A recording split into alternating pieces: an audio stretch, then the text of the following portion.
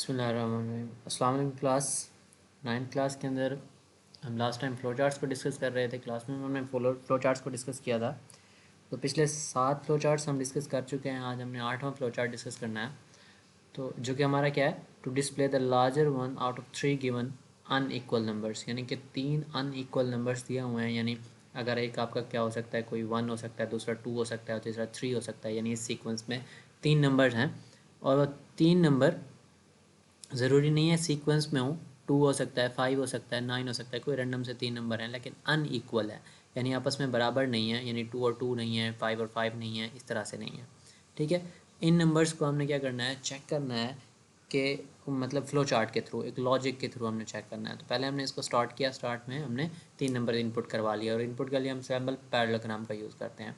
Input n1 n0 n1 और n2, यहाँ पे हमने क्या कर लिया, ये 3 जीरो यानी सपोज किए हुए हैं कोई n0 हमारा एक नंबर है और एक n1 एक नंबर है और एक n2 नंबर है। आगे हमने रेक्टेंगल सिंबल आपको नज़र आ रहा होगा, इसके अंदर हमने प्रोसेसिंग किया है। प्रोसेसिंग इन टर्म्स के हमने एक असाइनमेंट किया है, असाइनमेंट ऑपरेटर हमने यूज़ किया है इक्वल टू का। हमने सपोज कर लिया है कि हमारे पास जो लार्जर नंबर है वो हमारे पास क्या है, एक n0 है। ये एक लार्ज का हमने एक वेरिएबल इंट्रोड्यूस करवाया है और इस वेरिएबल के अंदर हमने क्या रख दिया है, n0 को रख दिया है। सपोज कर लिया है कि लार्ज नंबर हमारा क्या है, n0 है। और नेक्स्ट मूव करके हमने चेक किया है डिसीजन मेकिंग में, डिसीजन में हमने चेक किया है कि अगर तो n1 यानी लार्ज में अब आपके पास क्या आ चुका है, 0 आ चुका है सपोज में। तो अगर n1 आपका लार्ज से बड़ा है, n1 is greater than large, अगर ये कंडीशन क्या हो जाती है, ट्रू हो जाती है, येस हो जाता है, तो इसका मतलब क्या हुआ कि लार्ज किसको होना चाहिए, n1 के होना चाहिए। क्योंकि n1 लार्ज से बड़ा है, इट मीन्स कि n1 n0 से बड़ा है, क्योंकि लार्ज में क्या बड़ा हुआ है, n0 पड़ा हुआ है। तो अगर ऐसा है कि लार्ज n1 जो है वो लार्ज से बड़ा है, तो लार्ज में क्या आना चाहिए, n1 को आना चाहिए, n0 हमने गलत किया हुआ है। तो लार्ज में क्या आ जाएगा, ऑटोमेटिकली असाइन हो जाएगा, large is equal to n1।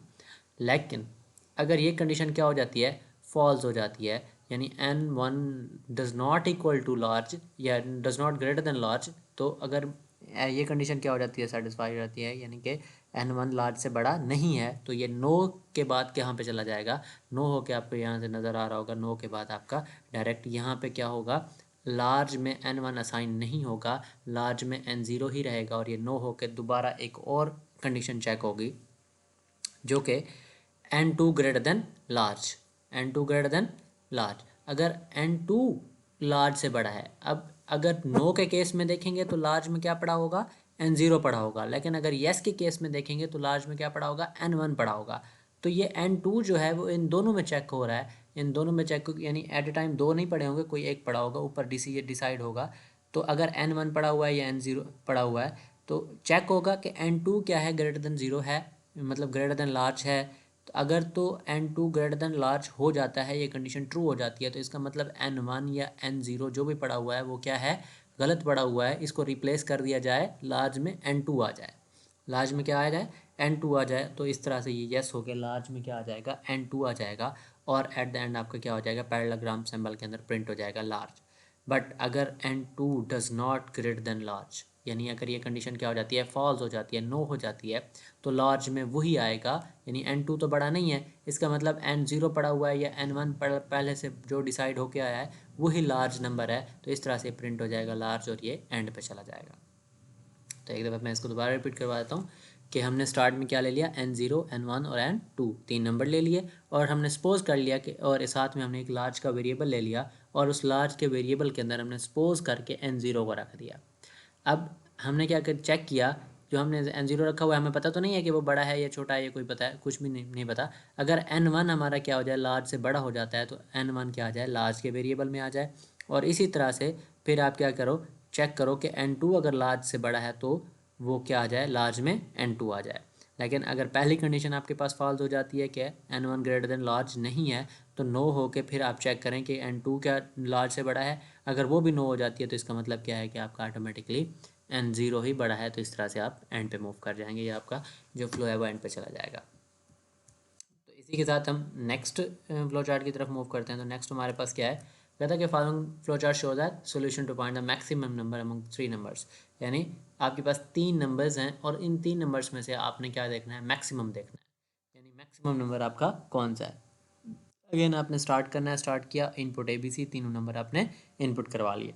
अब जब 3 नंबर इनपुट हुए तो यहाँ पे आपने पहली कंडीशन चेक करनी है कि उन तीनों में से if A greater than B, अगर A B से बड़ा है, तो ये कंडीशन है, डिसीजन है, येस भी हो सकता है, नो भी हो सकता है।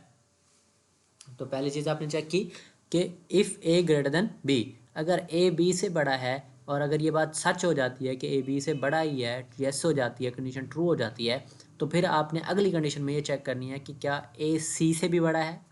यानी अगर A B से बड़ा है, ये बात ठीक है, और फिर चेक करना है कि क्या A C से भी बड़ा है, और अगर A C से भी बड़ा हो जाता है तो इसका मतलब क्या है कि A ही सबसे बड़ा है। यानी A ही सबसे बड़ा, यानी कि A आपका B से भी बड़ा है और A आपका C से भी बड़ा है, तो इट मीन्स कि A ही बड़ा है। तो आउटपुट में क्या आ जाना चाहिए, A आना चाहिए, और इस तरह से आउटपुट डिस्प्ले करने के बाद आपका प्रोग्राम एंड पे चला जाना चाहिए। यहाँ से इस फ्लो लाइन जो आपको एंड पे दिखाई जा रही है। लेकिन अगर A B से बड़ा है, पहली कंडीशन तो हो जाती है ट्रू, और आगे ये हो जाता है कि A C से बड़ा नहीं है, तो इस केस में आपका बड़ा क्या होगा, वो आपका C होगा। कैसे कि A B से बड़ा है, इसका मतलब ये हो गया कि B जो है, A B से अगर बड़ा है तो इसका मतलब क्या है कि B छोटा है, B छोटा है। तो वही A जो पहली कंडीशन में आपको बड़ा मिल रहा है, वही A आगे जाके C से छोटा हो जाता है। तो इसका मतलब क्या है कि B सबसे छोटा है, A मिड वाला नंबर है कोई, और C सबसे बड़ा है। तो यहाँ पे ये नो हो, अगर येस होगा तो A बड़ा होगा, लेकिन अगर ये कंडीशन नो हो जाएगी, सेकंड कंडीशन अगर नो हो जाएगी, तो आपके पास आउटपुट में C आ जाएगी। ठीक हो गया। यानी अगर आपके पास A ग्रेटर देन B है और A ग्रेटर देन C है, तो आउटपुट में क्या आ जाएगा, A आ जाएगा। लेकिन अगर आपके पास A ग्रेटर देन B है लेकिन A ग्रेटर देन C नहीं है, तो आपके पास क्या हो जाएगा, आउटपुट में C आ जाएगा। अब इसकी की दूसरी साइड देखते हैं, नो वाली side. A greater than B हमने कहा कि येस है, लेकिन अगर हम यही बात करें कि A ग्रेटर देन B ही नहीं है, यानी ये पहली कंडीशन ही फॉल्स हो जाती है, हो सकता है कि ये A B से बड़ा ही ना हो, तो हम ये, इसका मतलब क्या होगा, अगर A B से बड़ा नहीं है तो इसका मतलब ये है कि B A से बड़ा है। और अगर B A से बड़ा है तो अगली कंडीशन में ये चेक करते हैं कि क्या B ग्रेटर देन C भी है, यानी B A से बड़ा है, क्या B C से भी बड़ा है। और अगर ऐसा हो जाता है, यानी B A से भी बड़ा है और B C से भी बड़ा है, तो इसका मतलब क्या है कि आउटपुट में क्या आएगा, B ही आएगा। लेकिन अगर ना हो ऐसा, यानी B A से A B से बी ए से बड़ा है, पहली कंडीशन ट्रू हो जाती, यानी मतलब नो हो जाती है, ए बी से बड़ा नहीं है, तो इसका मतलब क्या है कि बी ए से बड़ा है। लेकिन आगे जो हमने चेक किया, क्या बी सी से भी बड़ा है, और वो ये कंडीशन क्या हो जाए, फॉल्स हो जाए, तो इसका मतलब क्या होगा, बी ए से तो बड़ा है लेकिन बी सी से बड़ा नहीं है, तो इसका मतलब ये होगा कि सी आपका ही सबसे बड़ा होगा, और आउटपुट में आपके पास क्या आ जाएगा, सी आ जाएगा। और इस तरह से आपका प्रोग्राम एंड पे चला जाएगा।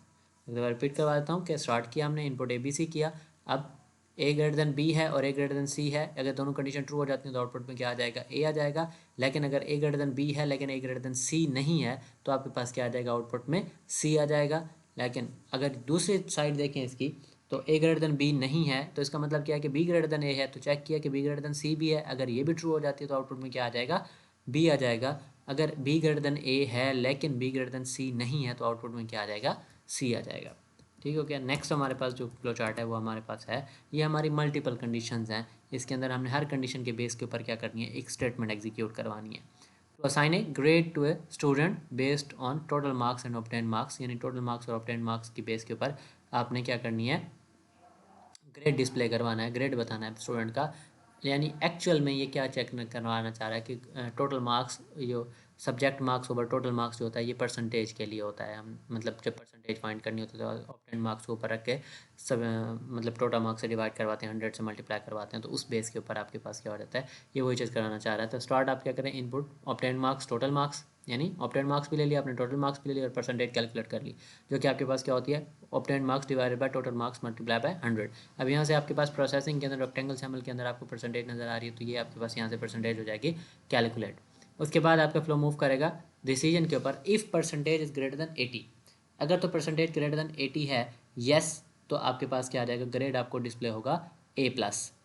ठीक हो गया। लेकिन अगर ये नो हो जाता है, तो फिर हमने चेक किया क्या वो 70 से ज़्यादा है, अगर वो 70 से ज़्यादा है परसेंटेज, तो ग्रेड आपके पास क्या आ जाएगा, A आ जाएगा। और अगर ये भी नहीं है, परसेंटेज 70 से ज़्यादा नहीं है, तो चेक किया कि परसेंटेज 60 से ज़्यादा है, अगर 60 से ज़्यादा है तो फिर आपके पास ग्रेड में क्या आ जाएगा, बी। अगर 60 भी नहीं है तो चेक किया कि परसेंटेज आपकी 50 से ज़्यादा है। अगर आपकी 50 से ज़्यादा है तो आपको ग्रेड सी शो हो जाएगा। लेकिन अगर 50 से ज़्यादा भी नहीं है तो परसेंटेज आप चेक करें ग्रेटर देन 40 है तो ग्रेड में आपके पास अगर ये यस हो जाए तो डी। अगर ये भी नहीं है तो परसेंटेज क्या करें, 33 से ज़्यादा है। अगर 33 से ज़्यादा है तो आपके पास ग्रेड ई शो हो जाएगा। लेकिन अगर 33 से भी कम है तो आपका ग्रेड क्या आ जाएगा, एफ़ आ जाएगा। तो अब इसी तरह से प्रिंट आपका ग्रेड हो जाएगा लास्ट के अंदर। और नेक्स्ट हमारे पास जो फ्लो चार्ट है वो भी आपका इसी तरह का ही है। Determine the name of weekday from a given number where weekends weekdays are assumed from Monday to Sunday and their respective numbers are from 1 to 7। यानी कि मंडे टू संडे उसने एक सीरीज़ दी हुई है और उधर से series क्या दे दी है, 1 to 7 दे दी है। यानी मंडे क्या होगा, 1 होगा, ट्यूसडे आपका 2 होगा और वेंसडे आपका 3 होगा और इसी तरह से थर्सडे आपका 4, फ्राइडे 5 फ्राइडे 5, सैटरडे 6 और संडे 7।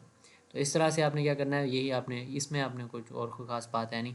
तो स्टार्ट किया, इनपुट नंबर दे, नंबर आप जो भी मिलेगा। अगर आपने नंबर क्या दिया है, 1 दिया तो प्रिंट आप क्या हो जाएगा, मंडे हो जाएगा। अगर आपने 2 दिया तो क्या होगा, ट्यूसडे। अगर 3 दिया है तो वेंसडे, 4 है तो थर्सडे, डे 5 है तो यानी डे अगर आपका 5 है तो फ्राइडे, 6 है तो सैटरडे और 7 है तो संडे। तो ये हमारी कुछ एग्जांपल्स है, ये हमने डिस्कस किया। अभी हमारे और एग्जांपल्स रहती हैं। आप आज तक इसको इन तकरीबन आपके जो 10 फ्लो चार्ट्स हो चुके हैं, इनको आप कवर करें। नेक्स्ट इंशाल्लाह तो थोड़े से कम्प्लेक्स हैं, वो नेक्स्ट लेक्चर में डिस्कस करेंगे। थैंक यू, अल्लाह हाफ़िज़।